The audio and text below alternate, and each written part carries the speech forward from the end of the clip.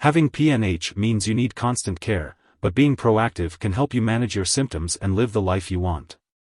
Here's how. Find a doctor experienced with PNH. The Aplastic Anemia and MDS International Foundation has a list of specialists. Ask questions at your first visit, like what PNH is and how it's diagnosed. Keep your doctor informed about your symptoms. Keep a diary of when they start and how severe they are. Prepare for doctor visits. Write down what you want to discuss and bring a list of your medications and symptoms. Make sure you understand your diagnosis. Bring a friend or loved one to help you understand what your doctor says. Organize your health information. Keep track of your medical records, including test results and insurance forms.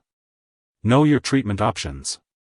Ask your doctor about the pros and cons of each treatment and whether it's covered by insurance.